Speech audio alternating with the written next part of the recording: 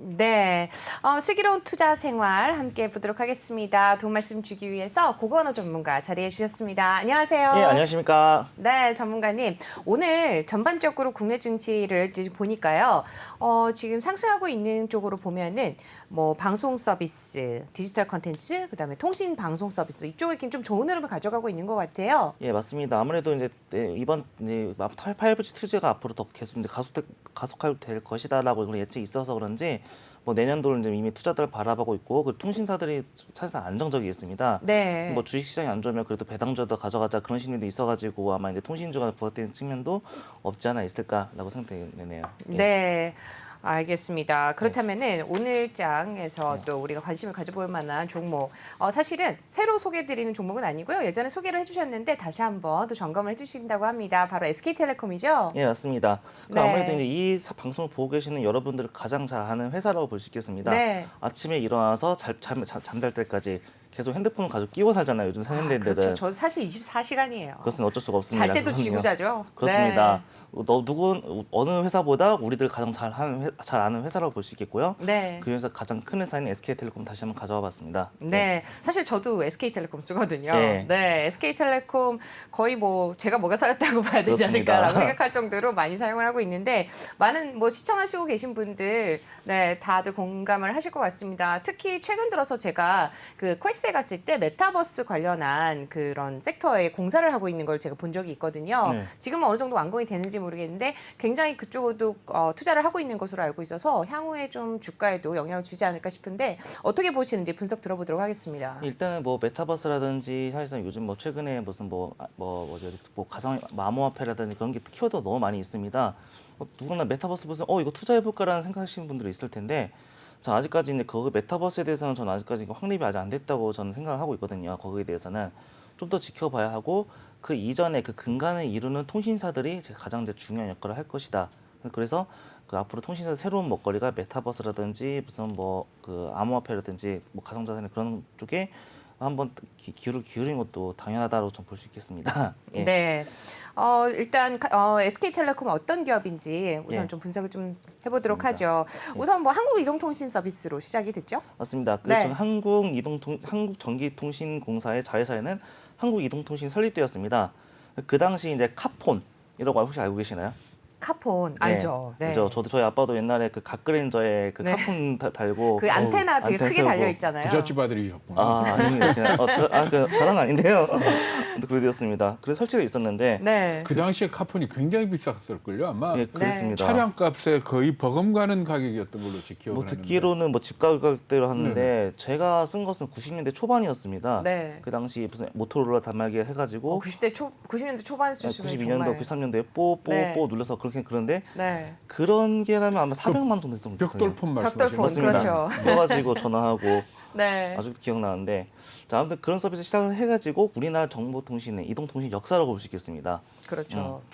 그래서 이제 1994년 그 성경그룹이 인수돼가지고 97년 SK텔레콤을 사명을 변경하였고요. 그리고 2008년도에는 하나로텔레콤, 옛날 과거 하나로텔레콤 인수하고 12년에는 하이닉스 인수, 그리고 18년도에는 ADT 캡스 인수 계속 인수해가면서 사실 키워 나갔습니다. 그 사이에 또 새로운 서비스도 런칭했고요. 네. 이번에 2021년에 SK텔레콤하고 그 SK 스퀘어가 인적 분할이 되었어요. 그거 좀 설명을 해주시죠. SK 스퀘어가 어떤 사업 부분을 갖고 떼나간 겁니까? 예, 간단히 말씀드리자면 지금 이제 어떻게 보면 이번에 SK ITC 패밀리라는 그 기치하에 그 SK텔레콤하고 SK 스퀘어가 나눠졌는데요. 네. 인적 분할이었죠. 예, 인적 분할이죠. 그 텔레콤은 사실상 어떤 통신 분야 전문이라고 보시겠고, 네. 예, SK 스퀘어는 어떻게 보면 알짜 자회사로 알짜적인 약간 미래 먹거리라든지 콘텐츠 소프트웨어적인 그런 측면이 있다고 볼 수 있겠습니다.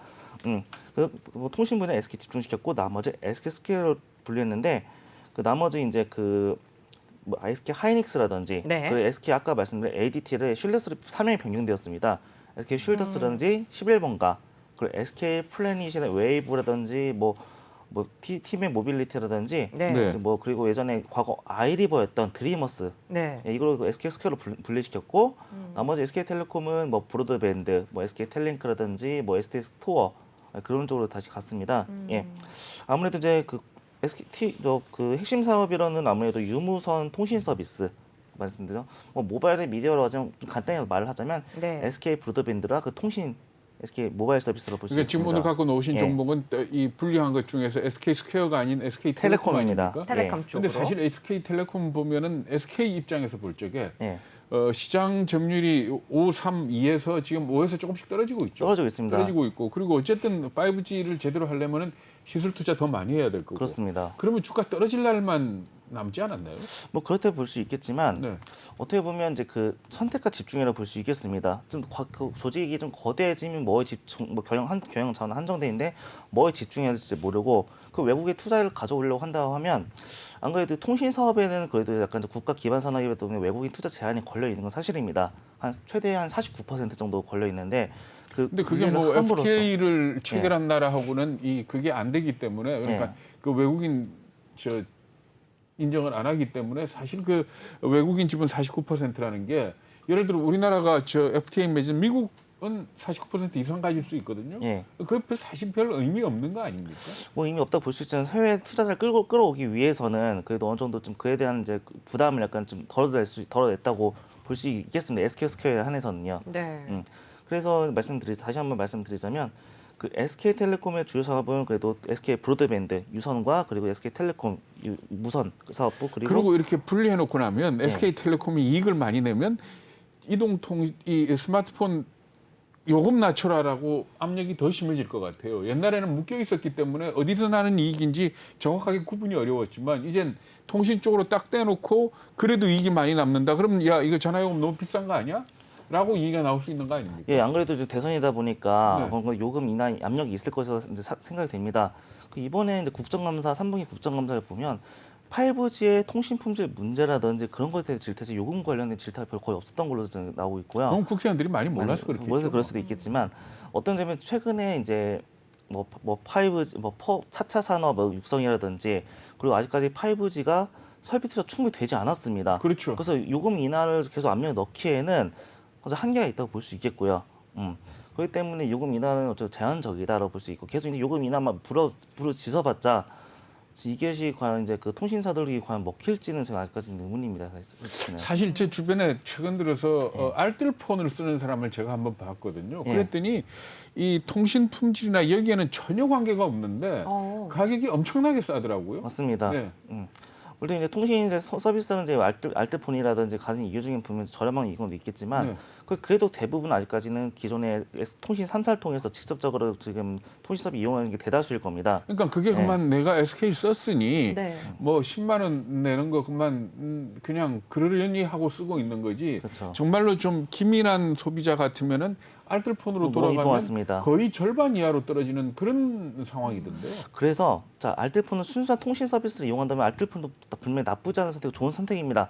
다만 이제 그 통신사들이 어느 사이부터 우리 T 멤버십이라든지 뭐 SK 뭐 KT 멤버십 같은 거 있지 않습니까? 네. 그래서 라이프 스타일에 의해서 그런 혜택이 좀 무시할 수 없는 거기 때문에 그런 것 그거야 때문에라도 미끼죠. 설계할 수도 있는 거고 네.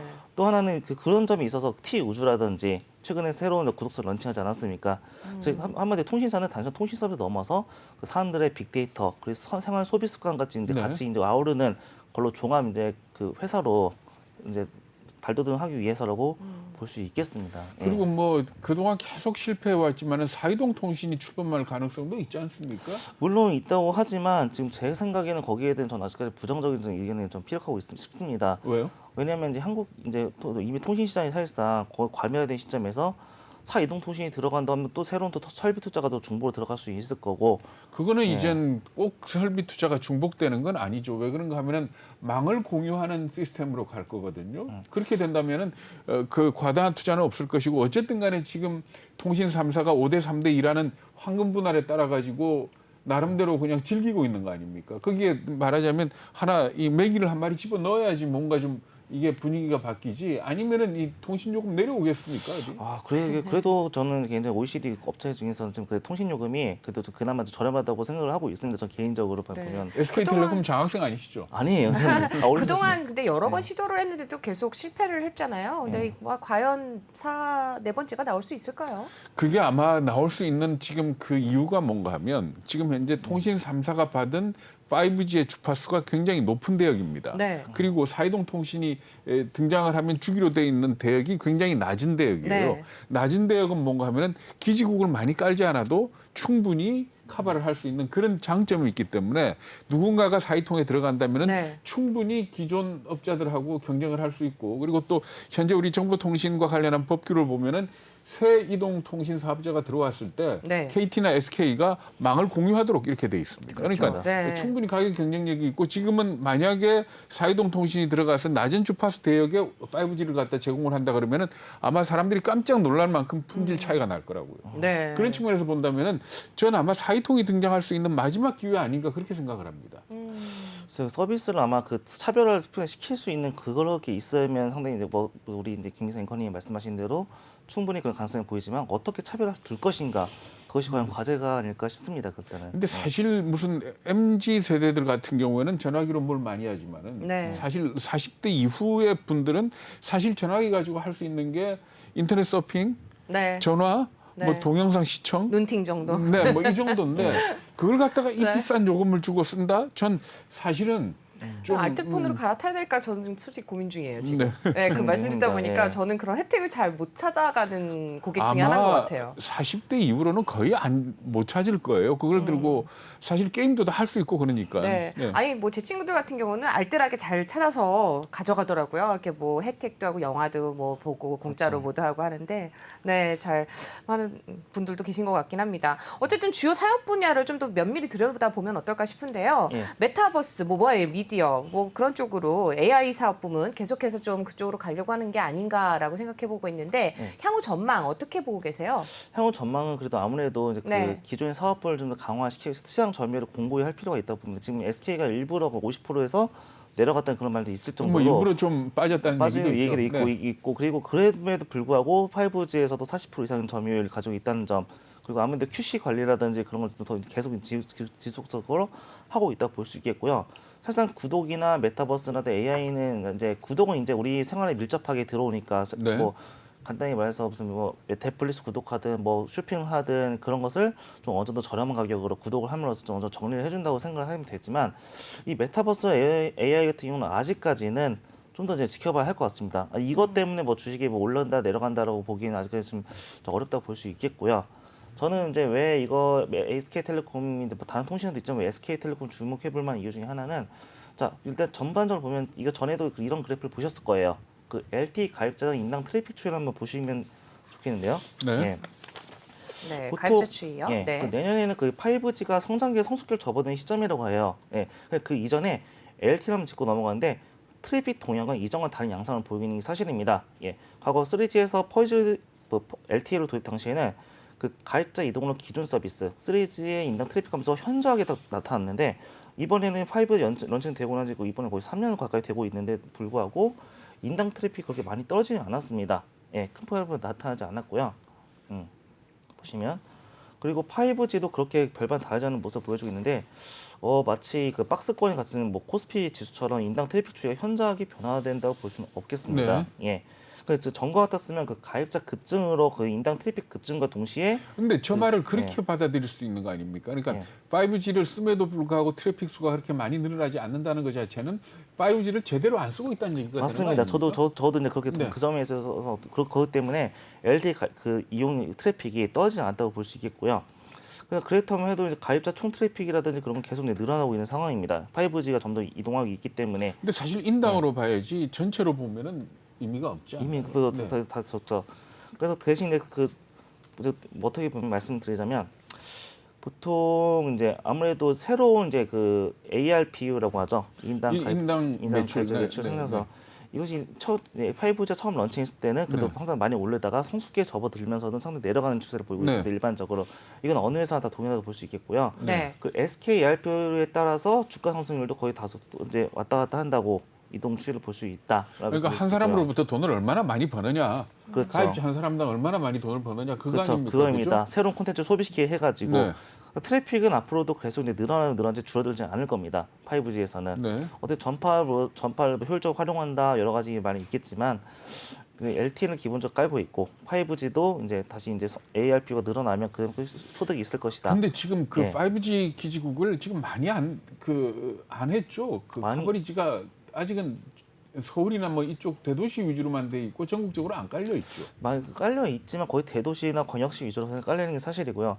뭐 저희 집에서 봐도 뭐 5G 잡히다가 LTE로 잡히다가 그렇죠. 왔다 갔다 해서 네. 실제로 집이 강남 아닙니까? 강남이어도 강남이면 터져야 되는데 당연히. 터지는데 그러니까요. 저도 좀 그게 좀 억울하긴 전 하지만. 김포에 사는데 김포도 그래요. 아 그래요? 네. 김포가 그래요? 아 좀. 그런데 아무래도 이제 5G에 투자를 한다 하더라도 어떻게 대국민 사기극이라 할 정도로 그렇게 정도로 이제 나올 아니 정도로 예를 하고 들어서 있는데 쭉 말하자면 그 네. 사람들이 설계하는 어디 어디에 기지국을 세워야 되고 하는 그 맵이 있을 거 아닙니까? 그렇습니다. 그대로 깔아놓고도 5G가 속도가 안 나온다 그러면은 그때 가서는 뭐 다른 기술적인 문제를 따지거나 하겠지만은 지금 현재는 충분한 기지국에 5G가 안 들어간 거 아닙니까? 그렇습니다. 네. 그 점에 이제 통신사를 질타하시는 게 맞는 것 같고요. 예. 네. 아니 그러니까 그런 의미에서 SK텔레콤 주가가 제가 보기에는 지금 이게 좀 한계 아니냐. 어디서는 뭐 7만 5천 원까지 갈 8만 거다라고까지. 원을 얘기하는 네. 의견도 있죠. 그렇죠. 네. 근데 그- 지금 보면 어쨌든 간에 지금 분할 이전에 시총을 둘이 합해 보면은 한 22조 원을 유지를 하고 있었다라는 내용이 있습니다. 근데 이제 어쨌든 분할을 한 이후에 지금 그리고 나서 다시 한번 주가를 상승을 합산 시총을 따지고 보면 한 24조 원 가량 된다 그래요. 그럼 한 2조쯤 늘어났다는 얘기예요. 네, 그래서 한 10% 오른 점을 고려하면 주가 상승 여력이 크다라고 하는 게 바로 증권가의 분석이고요. 그리고 또 SK텔레콤과 SK스퀘어의 기업 가치를 16조 9천억 원과 12조 원으로 예상을 하고 있다고 합니다. 그렇게 되면은 둘의 합한 시총이 또 분할 전보다 30% 이상 증가할 것이다라고 이제 지금 지켜보고 있는 상황인 것 같아요. 일단 NH투자증권에서 그렇게 좀 내다보고 있고요. 지금 현재 주가가 55,600원, 55,500원 선에서 거래가 되고 있는데 지금 전반적으로 좋은 흐름을 좀 가져가고 있는 것 같습니다. 일단 목표 주가를 대부분 다 8만 원, 8만 9천 원 굉장히 높게 잡고 있거든요. 네. 지금 어떻게 보고 계시는지. 네.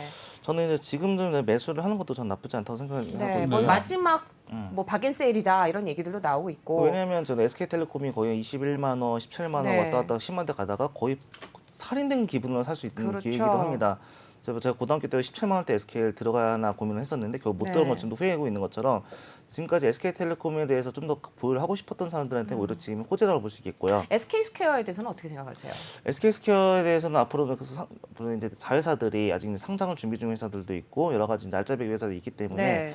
그 아주 잠재력이 아주 좀 큰 회사라고 볼 수 있겠습니다. SK텔레콤 어느 정도 성장을 하는 회사라고 보면 네. SK스퀘어는 앞으로 잠재력이 큰 회사다라고 볼 수 있겠고요. 네, 조금 더 안정적으로 가느냐 아니면 조금 더 더 공격적으로 가느냐의 가느냐, 차이겠네요. 차이 있습니다. 네. 일단 그렇다면은 어쨌든 기관 같은 경우는 지금 4거래일 연속 순매수가 들어왔습니다. 오늘 외국인이 조금 들어오고 있는 그런 흐름을 보여주고 있는 SK텔레콤이고요. 네. 일단 투자 포인트 마무리를 좀 해보도록 할까요? 예, 간단히 말씀드리겠습니다. 아무래도 SK텔레콤은 자체적으로만 도 배당 성향이 좀 강하기 때문에 어느 정도 배당 성향이 강합니까? 배당은 이제 거의 이번에도 똑같이 한 7,200원 정도 이제 규모로 이제 배당을 이제 어우, 준비되어 있고 배당이 7,000, 굉장히 높죠. 7,200. 네. 7,200원이 지금 59,000원 정- 대비가 아니고 30몇만 원 할 대비죠. 그걸 저는 쌓아도 있던지 현재 네네. 그 예상을 하고 있고요. 지금 높은 배당을 가져 있고 그리고 메타버스 이프랜드인지 구독사 T 우주 등 신성장 사업에 현재 지금 이제 주력을 마케팅을 하고 있다. 그리고 앞으로도 SK 스퀘어랑 시너지도 있을 것이고 그리고 네. 뭐 이제 그 비트코인이라든지 뭐 온마인드라는 뭐 어떤 3D 같은 네. 거 만드는 회사 코비 협력도 지속되고 있고요. SK 스퀘어 같은 경우는 그리고 아무래도 이제 5G 주파수 경매가 2023년 연기될 이제 가능성이 보이고 있습니다. 네. 이에 따라서 어떤 회계 처리에서도 상당히 이제 부담을 좀 덜 수 있겠다라고 말씀드릴 수 있는 것도 있고요. 네. 아무래도 가장 중요한 것은 이제 마지막 두 번째 아무래도 정부가 이제 글로벌 넷플릭스와 같은 뭐 글로벌 플랫폼 사업적 규제를 강화를 이제 심화시킬 이제 그런 생각으로 있는데 망 이용 대가를 망 이용을 지불하라 그래서 압력을 넣고 있기 때문에 결국 그 망 가지고 있는 회사가 패권을 이제 가지게 되었다라고 말씀드리겠습니다. 네. 이번에 좀 확 떨어졌을 때 살 걸 그랬다라는 생각이 네. 좀 드는 SK텔레콤입니다. 오늘 투자 포인트까지 들어봤습니다. 오늘 슬기로운 투자 생활 도움 말씀 주신 분 고건호 전문가와 함께했습니다. 말씀 잘 들었습니다. 네, 감사합니다. 안녕하세요. 내외경제TV의 장유진입니다. 저희 내외경제TV의 다양한 영상과 콘텐츠 잘 보고 계신가요? 더 많은 영상과 콘텐츠를 원하신다면 지금 왼쪽의 버튼으로 저희 채널을 구독해주세요. 저희 다시 보기 채널도 따로 있으니까요. 많은 관심 부탁드립니다.